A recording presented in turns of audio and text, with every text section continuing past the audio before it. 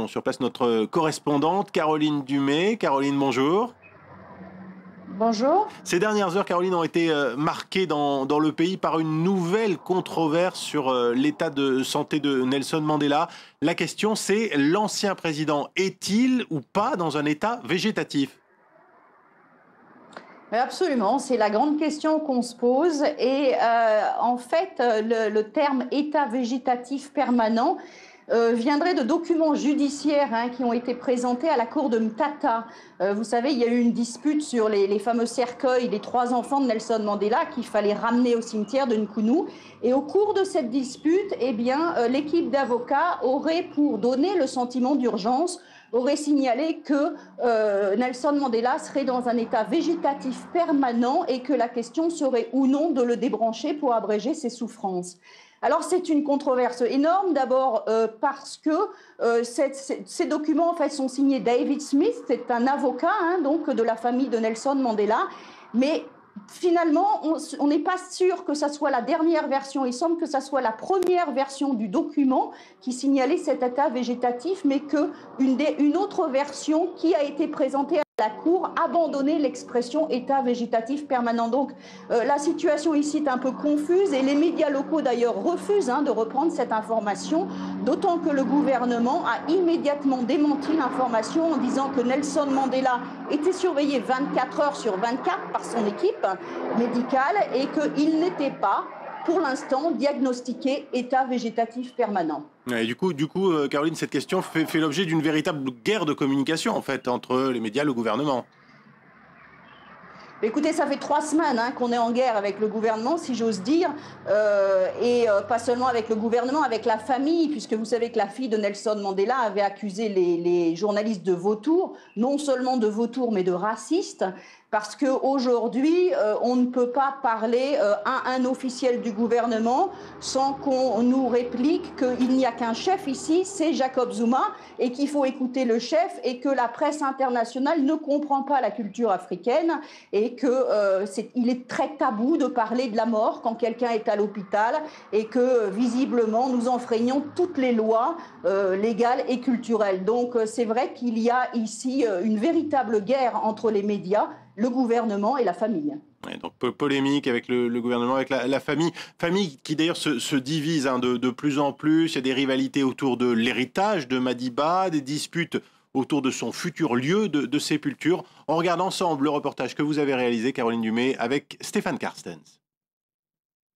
Ces pierres tombales ont déjà fait plusieurs voyages. Les corps des 3 enfants de Nelson Mandela étaient d'abord enterrés dans le cimetière de Nkunu.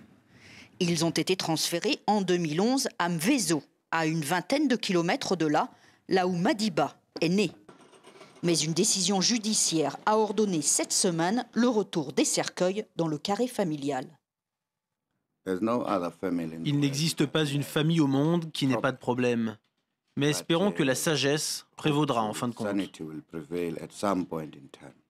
Les amis de la famille n'ont rien pu faire. Le litige s'est réglé sur les bancs de la justice. Et le petit-fils de Nelson Mandela, Mandela, a été condamné pour viol de sépulture. On lui reproche de n'avoir consulté personne. On le soupçonne d'avoir voulu créer un cimetière touristique avec les tombes des Mandela. Mais le plus grave, c'est qu'on craint qu'il n'ait provoqué la colère des esprits et peut-être même la maladie de Madiba. Dans cette région, tout le monde respecte les croyances Tembu, la tribu dont Mandela est issu et dont Mandela est même le chef traditionnel. Ici, on pratique toujours les rituels ancestraux. France 24 avait même été invité à assister à l'un d'entre eux. C'était dans l'arrière-cour de Nelson Mandela. On sacrifiait alors un bouc pour satisfaire les ancêtres.